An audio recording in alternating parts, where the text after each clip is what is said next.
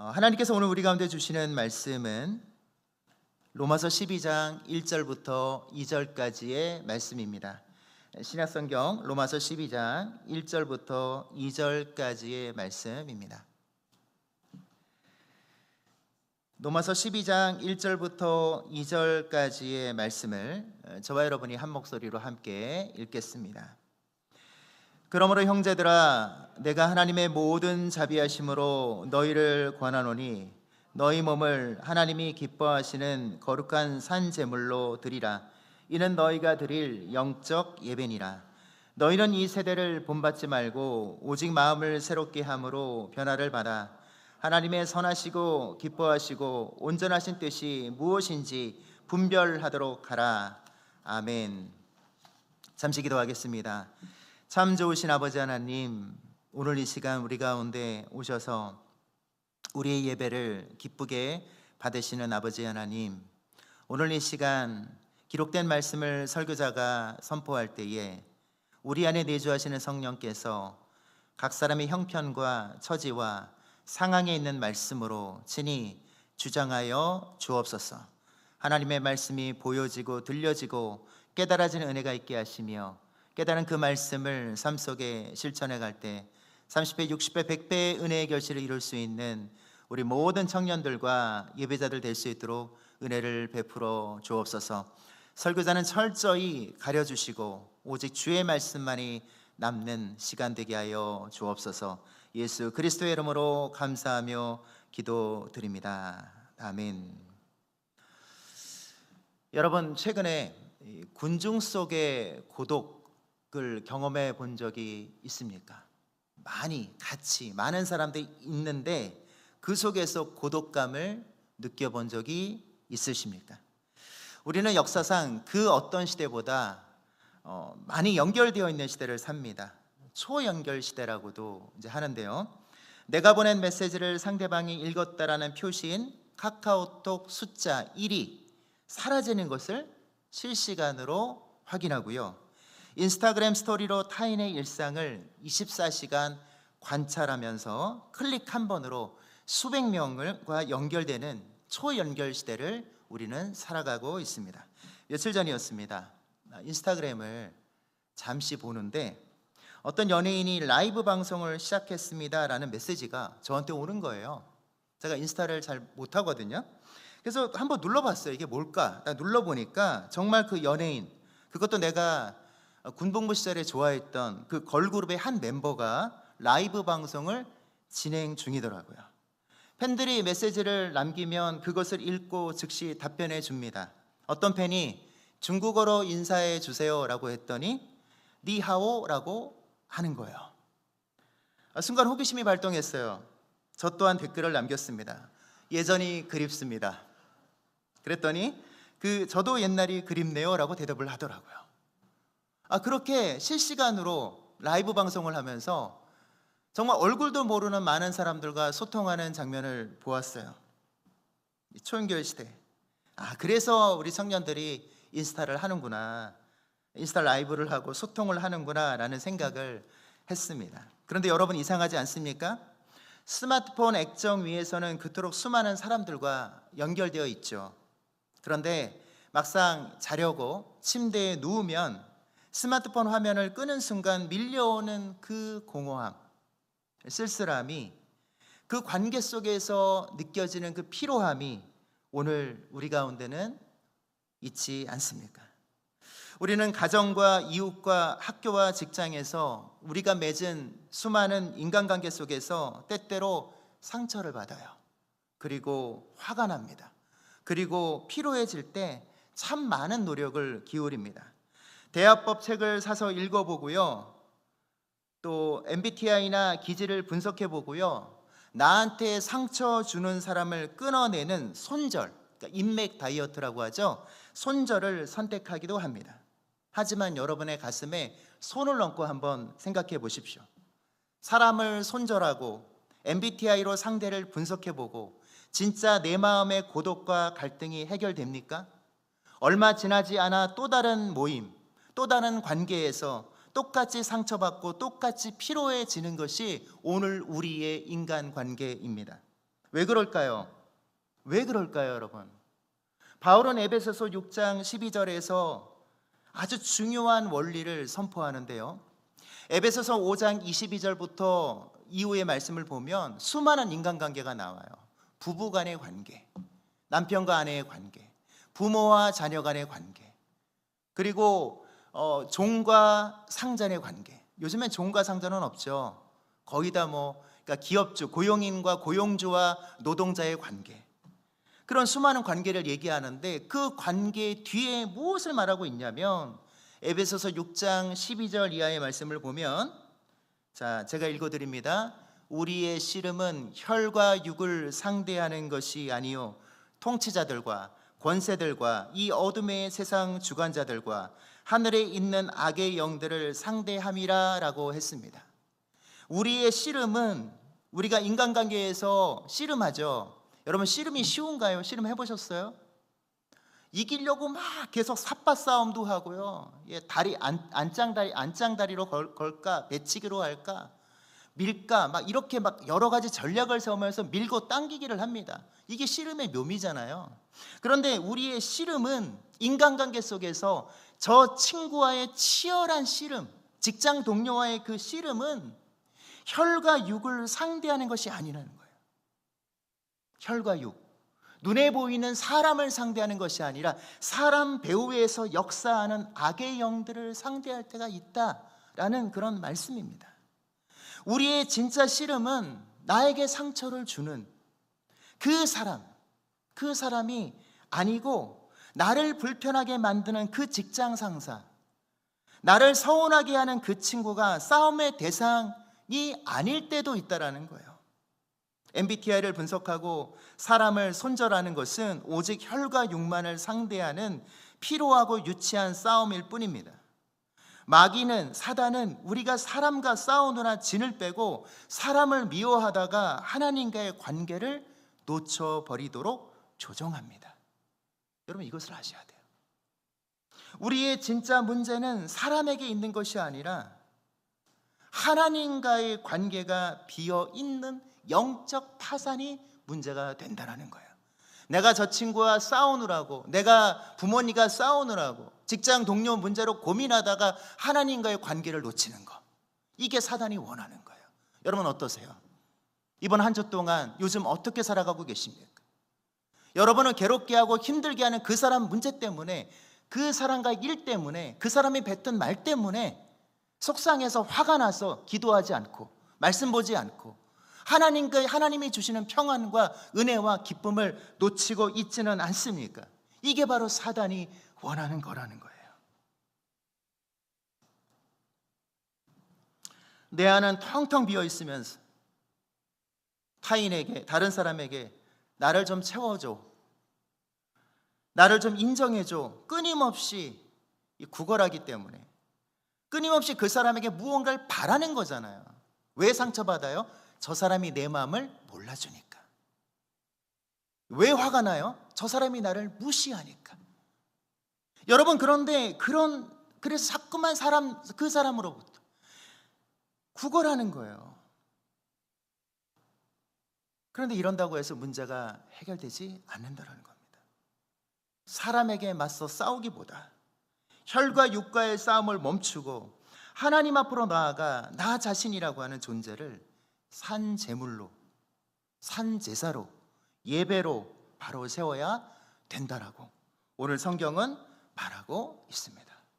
사랑하는 청년 여러분, 그리고 오늘 예배를 함께 드리고 있는 예배자 여러분, 앞으로 짧게는 한 4주 정도, 아니 더 길게 할 수 있어요. 그동안 제가 교회 소식 전하면서 말씀드렸지만 관계와 관련된 말씀을 나눌 텐데요, 무엇보다 하나님의 살아있고 능력 있는 말씀을 통해서 어렵고 힘든 관계를 어떻게 바꿔가야 할까, 불편한 관계가 아닌 아름다운 관계로 나아가는 법은 무엇이 있을까를 말씀으로 깊이 만나는 은혜의 역사가 있기를 소망합니다. 오늘 하나님께서는 이 성경을 통해서 우리에게 말씀하십니다. 인간관계의 해답은 타인을 바라보는 데 있지 않다라는 거예요. 인간관계, 우리를 피곤하고 짜증내게 하고 힘들게 하는 그 사람을 바라보는 것이 인간관계 해결점이 아니라는 거예요. 인간관계 해결은 하나님 앞에서 나라는 존재가 어떤 예배자로 서 있느냐, 거기에 달려 있더라고 오늘 하나님은 오늘 성경을 통해서 우리에게 말씀하십니다. 하나님 안에서 나를 바로 세우는 것만이 겉도는 관계를 끝내고 진짜 관계를 시작하는 유일한 열쇠임을 믿으시기를 바랍니다. 사실 로마서는 총 16장으로 구성되어 있는데 크게 두 부분으로 나눈다면 1장부터 11장까지는 복음이 무엇인지, 믿음으로 의롭다함을 얻는 것이 무엇인지를 이야기하고요, 12장부터 16장까지는 복음이 무엇인지를 깨닫게 된 사람, 알게 된 사람의 삶이 어떠해야 하느냐를 다루고 있습니다. 바울이 로마서라고 하는 편지를 쓸 당시에 로마 교회는 유대인 그리스도인과 이방인 그리스도인이 함께 모여 있었습니다. 서로 다른 문화 가운데 있었죠. 가치관도 달랐고요, 계급 차이로 인해서 내부적으로도 갈등과 눈치 보기가 상당했습니다. 게다가 바깥으로는 로마 제국의 물질주의와 이기주의 문화가 교회를 압박하던 상황이었어요. 또 예수님 믿는다는 것이야말로 그 당시 황제에 대항하는 것이다라는 것 때문에 사자밥에 던져지기도 하고 감옥에 가기도 하고 십자가형에 처해지고 맹수밥이 되는 정말 참수형을 당하는 그런 어려움을 겪는 아주 그런 상황 가운데 있었습니다. 그러니까 무엇 하나 편안한 구석이 없었던 그런 상황이었어요. 그런 압박 속에서 바울 사도는 성도들에게, 로마 교회 성도들에게 이렇게 권면을 합니다. 세상의 방식이 아니라 하나님이 말씀해 주시는 방식으로 살아가라고 강하게 선포하고 있습니다. 오늘 먼저 말씀을 보면요, 1절 말씀을 한번 보시기를 바랍니다. 너희 몸을 하나님 앞에 어떻게 드리라는 거죠? 거룩한 산 제물로 드리라. 하나님이 기뻐하시는 거룩한 산 제물로 드리라고 말합니다. 여기서 몸은 헬라어로 소마라고 하는데요, 단지 육체만을 의미하는 게 아니에요. 나의 생각과 언어와 타인을 대하는 태도, 일상의 모든 삶의 현장을 소마라고 하는 거예요. 내 삶 자체가 바로 소마라는 거예요. 내 몸뚱아리만이 아니라 나의 생각, 나의 쓰는 말, 내 행동, 다른 사람과 맺는 관계, 일상의 모든 삶이 소마라는 거예요. 몸, 여기서 몸. 그리고 제물은 제사를 뜻하는데 오늘날 말하면 예배예요, 예배. 또한 영적 예배로 번역된 라트레이안 로기켄이라고 하는 말은 단순히 신비로운 감정이 아니라 복음을 깨달은 자가 드리는 가장 마땅한 예배, 합당한 예배를 뜻한다라는 거예요. 가장 합당하고 본질적인 섬김을 뜻하는 겁니다. 그러니까 무슨 말입니까? 주일 예배당 문을 나서는 순간 시작되는 타인과의 관계와 일상이 진짜 예배라는 거예요. 2026년 8월 9일 오늘 우리가 이 시간 드리는 것이 예배이지만, 여기서 말하는 예배라고 하는 것은 예배가 끝나고 여러분들이 예배당 문을 나설 때, 여러분들이 소그룹 안에서 말씀을 나누고 기도하고 교제할 때, 여러분들이 직장 생활할 때, 여러분들이 학교 생활을 할 때, 길을 걸어갈 때, 가정에 있을 때, 이 모든 게 이 삶이 예배라는 거예요. 오늘 그렇게 말하고 있습니다. 그것을 가리켜서 삶의 예배라고 하죠. 그런데 삶의 예배를 살아가는 것이 하나님이 기뻐하시는 거라는 거죠.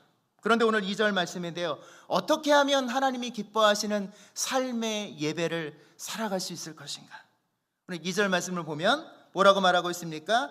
너희는 이 세대를 본받지 말라라고 했습니다. 본받다는 스케마티조라는 말인데요, 겉모습이나 틀을 따라 맞춘다라는 뜻입니다. 이 세대의 관계의 방식은 무엇입니까? 조건이죠. 조건을 달고 사랑하죠. 소비적이죠. 경쟁적이죠. 인간관계를 맺을 때 왜 맺어요? 저 사람이 내게 이득이 되는가? 도움이 되는가? 저 사람이 나한테 도움되지 않으면 인간관계를 맺지 않는 게 세상의 방식입니다. 저 사람이 나를 인정해 주는가, 인정해 주지 않는가, 거래적인 시선으로 바라보는 거예요. 이게 바로 세상의 방식이라는 거예요. 세상의 틀에 나를 맞추면 타인은 사랑의 대상이 아니라 나의 어떤 외로움을 채워줄 소비재나 비교 대상이 되고 마는 거죠. 그런데 하나님께서 무엇이라고 말합니까? 너희가 삶의 예배, 너의 삶이 하나님이 기뻐하시는 삶의 예배가 되기 위해서는 이 세상의 방식을 버려라 라고 말하고 있다는 거죠. 그리고 무엇을 말합니까? 하나님의 진리의 말씀으로 마음을 새롭게 함으로 변화를 받아야 된다라고 말합니다. 변화를 받아야 된다. 메타모르포라는 뜻인데 애벌레가 나비로 변하듯 내면의 본질이 완전히 바뀌는 거예요. 내 힘으로 이룰 수 있는 것이 아니라 하나님의 크신 사랑과 은혜와 평안과 기쁨이 내 마음에 채워질 때 타인을 바라보는 내 시선이 바뀌게 된다는 거죠. 여러분, 말씀을 준비하면서 갑자기 하나님께서 어떤 인물을 떠올리게 하시는데 야곱의 삶을 묵상하게 하셨어요. 야곱은 어떤 삶을 살았습니까? 늘 관계 속에서 상대를 조종하고 자기가 원하는 것을 빼앗으려 했던 대표적인 인물이에요. 야곱은 태어날 때부터 형과 무엇을 하죠? 경쟁했어요. 치열한 경쟁. 치열하게 형과 경쟁하는데 형한테 늘 눌려요. 자기가 먼저 나오려고 했는데 에서가 야곱을 태어날 때부터 누르고 나왔어요. 그래서 지기 싫어서 형이 나갈 때 형의 발꿈치를 잡았다. 이게 바로 야곱이란 뜻이에요. 형의 발꿈치를 잡고라도 나오고 싶은 사람. 평생을 야곱이 자라면서 형보다 아무리 노력해도 형을 이길 수 없는 거예요. 그러니까 나중에 어떻게 합니까? 속임수를 써갖고 치열하게. 옛날에 여러분 싸울 때 친구들과 싸워본 적 있죠? 학교에서 어렸을 때 초등학교 때 싸울 때 힘으로 안 되니까 어떻게 합니까? 여러 가지 걸 쓰죠. 모래를 쓰기도 하고, 친구랑 싸우다가 갑자기 모래를 친구 얼굴에 확 뿌려가지고 눈을 못 뜨는 사이에 힘으로 달겨들고. 그런 적 있으세요? 없으세요? 친구한테 질 것 같으니까 먼저 뒤에서 공격하기도 하고. 없으시구나. 저만 치열한 삶을 살았군요. 저도 그렇게 싸우지는 않았는데, 여러분, 이 힘으로 안 되는 거예요, 야곱인들. 그러니까 결국은 어떻게 합니까? 형의 힘으로 안 되니까, 형은 이기고 싶은데 안 되니까 속임수를 써가지고 아버지 이삭의 축복을 빼앗죠. 그리고 결국 형의 분노를 사서 도망을 치죠. 외삼촌 라반에게 갔는데 라반은 야곱 위에 뛰는 놈 위에 나는 놈이 있다는 말처럼 야곱보다 훨씬 더 교활한 사람이에요. 야곱이 아무리 용을 써도 라반을 따라갈 수가 없어요, 외삼촌을. 그래서 외삼촌한테 깜짝같이 속아가지고 어떻게 20년을 고생하잖아요. 외삼촌의 딸 라헬을 얻기 위해서 라헬을 준다 그러더니 주지 않고 레아를 들여보내고, 다시 일하면 주겠다 그랬고 이랬더니 주지 않고, 이제 라헬을 주니까 너 나한테 더 봉사해라 그래서 20년을 야곱의 노동력을 착취했던 외삼촌. 근데 나중에는요, 그것마저도 아까워가지고 야곱을 쥐도 새도 모르게 그냥 쫓아내거나 없애려고 했던 것 같아요. 근데 하나님께서 개입하셔갖고 겨우 목숨을 부지하고 가족을 이끌고 고향 땅으로 돌아오는 거예요. 그런데 어떻게 합니까? 형 에서가 이를 갈고 있었어요. 오기만 해봐라, 가만두지 않겠다. 그 형 에서와의 관계 속에서 야곱이 얼마나 불안해하는지 창세기 32장을 보세요. 겁이 납니다. 두렵습니다. 만약에 에서가 나를 공격해 오면 다 죽을 수 없으니까 절반은 살아야겠죠. 여러 가지 전략도 세우고 작전도 세우고 막 하다가 결국은 어떻게 합니까? 야복강가에 가서 엎드려서 하나님과 씨름하면서, 하나님 나를 축복하지 않으시면 놔주지 않겠습니다. 그렇게 해서 결국 하나님 앞에서 축복을 받죠. 너는 나와 싸워 이긴 자다라는 이스라엘이라고 이름을 얻죠. 하나님을 제대로 대면하게 된 거예요. 만나고 나니까 하나님과의 관계가 바로 서고 나니까 어떻게 됩니까? 에서와의 관계도 풀리는 거예요. 하나님과의 관계가 온전히 해결되고 나니까 에서를 만났을 때 더 이상 두렵지가 않아요. 에서를 만났을 때 야곱이 어떻게 합니까? 내가 형님의 얼굴을 배운즉 하나님의 얼굴을 본 것 같습니다. 만약에 이게 아첨의 말이었으면 얼마나 비굴합니까? 근데 그 말이 아니었어요. 진짜 마음속에 하나님을 만나고 나니까 원수 같은 에서를 보면서도 마음이 평안하고 기쁘고 그냥 그 에서를 향해서 축복하는 말을 하는 거예요. 근데 에서도 마음이 녹아졌어요. 에서도 하나님 마음을 바꾸셔갖고 동생을 해치려고 나갔던 에서가 야곱을 얼싸안고 형제가 서로 끌어안고 울었다. 이게 창세기 33장에 나오는 말씀이지 않습니까? 여러분, 무엇을 보여주는 걸까요? 하나님과의 관계가 풀리면 사람과의 관계가 해결된다라는 거예요. 여러분, 오늘 우리는 어떤 인간관계 속에서 살아가고 있습니까? 무엇 때문에 괴롭습니까? 하나님을 만나면 그 문제가 풀어질 줄 믿습니다. 독일에 거주하고 있는 철학자 한병철 교수님인데요, 유명하신 분이에요. 이분이 쓰신 책 중에 피로사회, 에로스의 종말에서 이분은 현대사의 비극을 이렇게 고백을 했습니다. 오늘날 현대인은 타인을 있는 그대로 사랑하고 수용하는 능력을 잃어버렸다라는 거예요. 타인은 나를 증명하고 외로움을 채우기 위한 소비재로만 취급하기 때문에 관계를 맺으면 맺을수록 지독한 피로와 고독에 갇혀 있다라고 말했어요. 여러분, 세상의 철학자도 인간이 타인을 소비재로 대할 때 관계가 파산한다고 고발하고 있어요. 하물며 복음을 가진 우리가 사람을 바라보는 시선은 어때야 할까요? 여러분, 요즘 청년들 가운데 유행하는 관계를 끊어내는 아까 손절 말했는데요, 아니면 자발적 고립, 이런 현상은 역설적으로 상처받기 싫어하는 우리 청년들의 방어 기제일 겁니다. 내가 나를 고립시킨다고 해서, 내가 모든 관계로부터 떠난다고 해서 우리 관계의 목마름은 해결되지는 않습니다.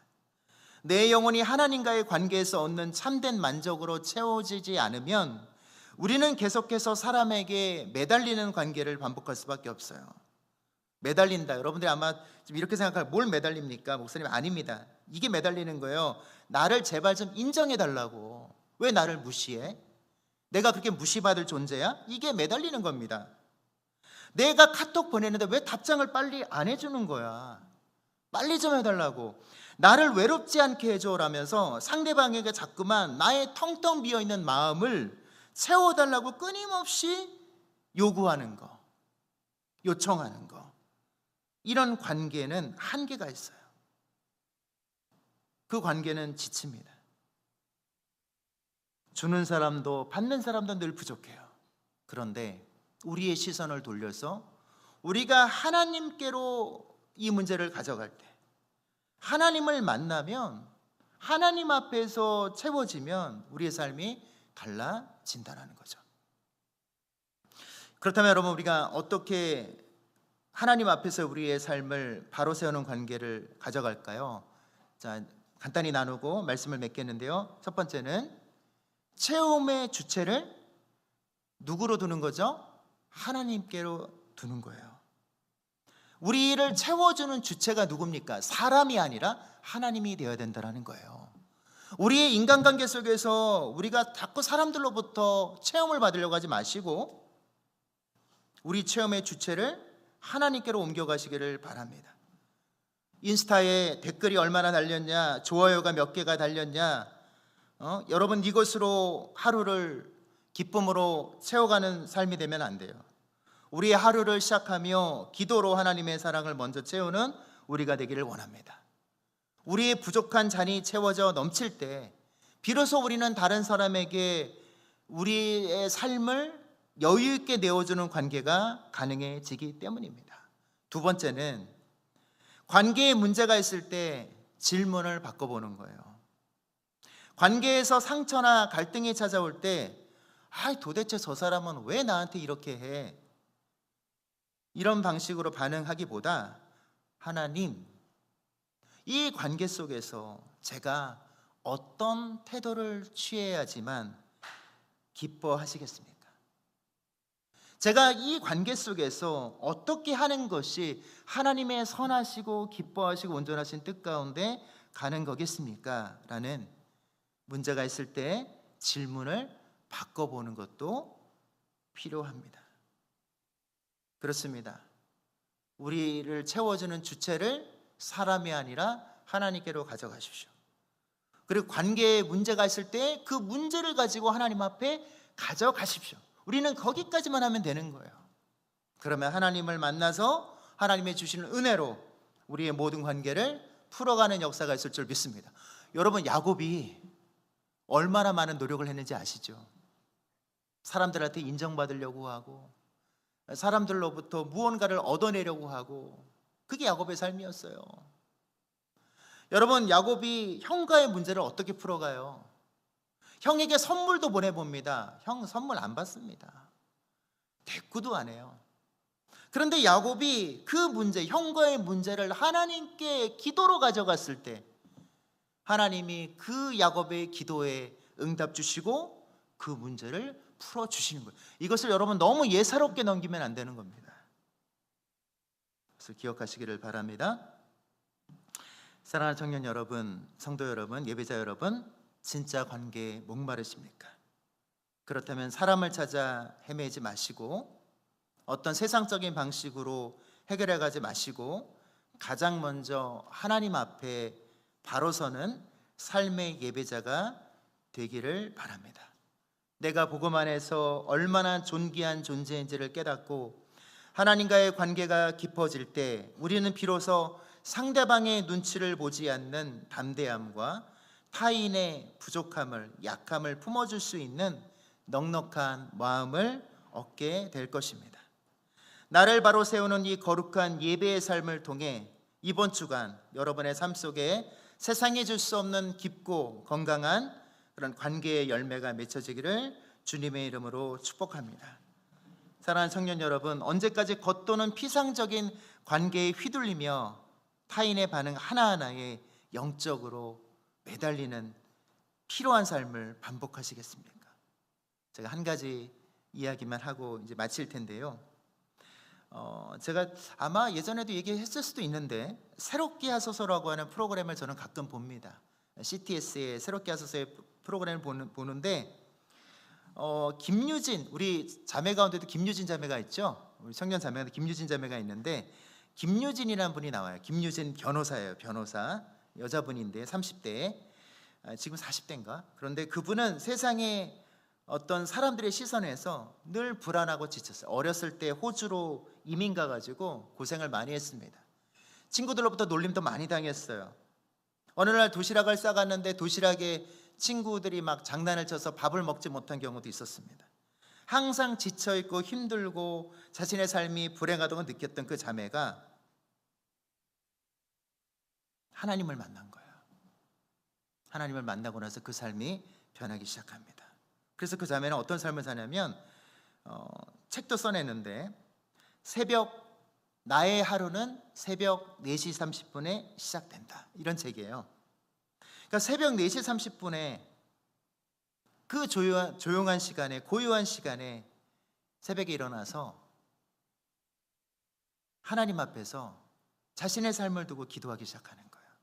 하루 있었던 일상들에 대해서 나누기도 하고, 하나님 어제 너무 힘들었어요.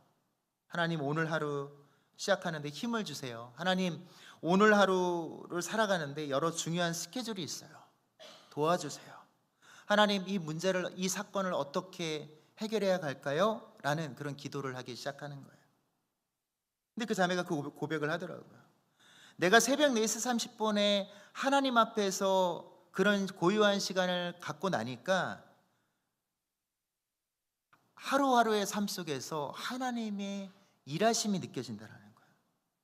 어떤 문제를 놓고 고민하고 있었어요. 비록 변호사지만 문제를 의뢰받아서 해결을 해야 되는데 그 문제 앞에서 이 자매가 고민하고 있을 때 갑자기 지나가는 지나가던 동료 변호사가 갑자기 딱 오더니 말을 툭 던져요.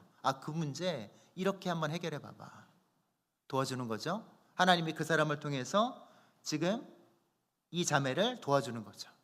또 상당히 좀 어려운 관계 속에 있었어요. 어떤 사람과 관계가 꼬였는데 그 꼬인 관계를 새벽에 기도하고 나니까 하나님께서 풀어주시더랍니다. 여러분 어떻게 살아가길 원하십니까? 인간관계로 많이 목마르시고 힘들다면 어떻게 하라고요? 하나님께 그 문제를 가져가는 거예요. 그리고 하나님 앞에서 그 문제를 가지고 기도할 때 하나님께서 풀어주실 줄 믿습니다.